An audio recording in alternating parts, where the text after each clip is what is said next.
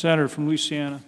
Mr. President, I would like to thank the senior senator from Utah who is retiring at the end of Congress. Senator Hatch has faithfully served the public for 40 years in the U.S. Senate, constantly using the interface of public policy and the free market to find the best outcome for the American citizen. If the responsibility of Congress is to pass legislation that improves the lives of Americans, Senator Hatch has met this responsibility. As two examples of how, when I was a doctor before entering politics, treating patients, Senator Hatch helped me take better care of my patients, let me give these.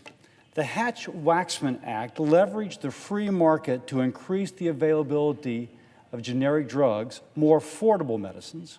And the second example I will give, the 1997 Balanced Budget Act creating the Children's Health Insurance Program, also known as CHIP, which gave greater access to health care for Americans in need.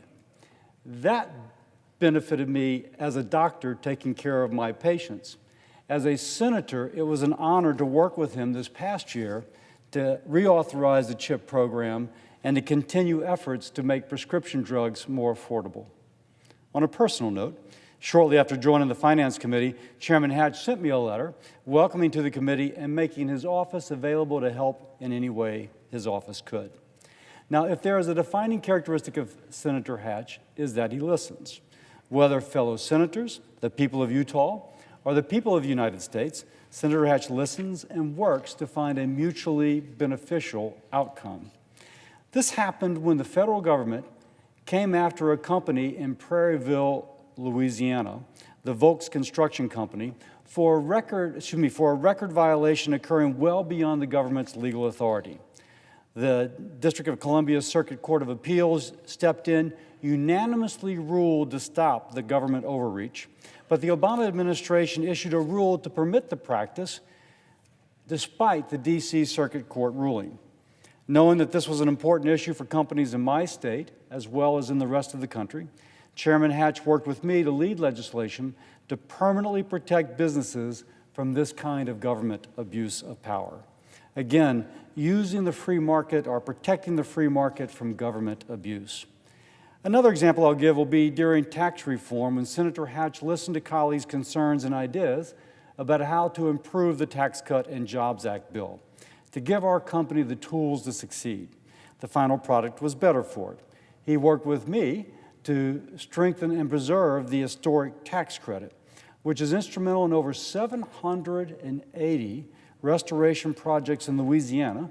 When you go to New Orleans and see all these old buildings now shining once again in glory, probably helped by the historic tax credit, leveraging $2.5 billion in private investment, creating over 38,000 jobs in Louisiana alone.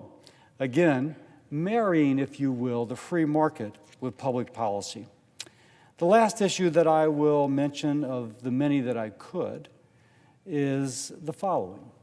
Since first elected, Senator Hatch has worked to help Americans in their retirement years by increasing access to various types of retirement savings plans to ensure that the widest range of people save for their future.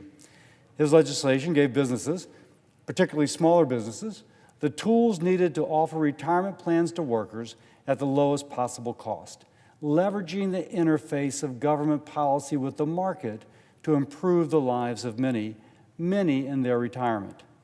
In his tenure, he pushed for sound solutions to the pension issues facing state and local governments. Again, using the interface between government policy and the market to lower the cost of medications, to increase access to health care. He promoted the use of sound policy to allow the American economy to thrive.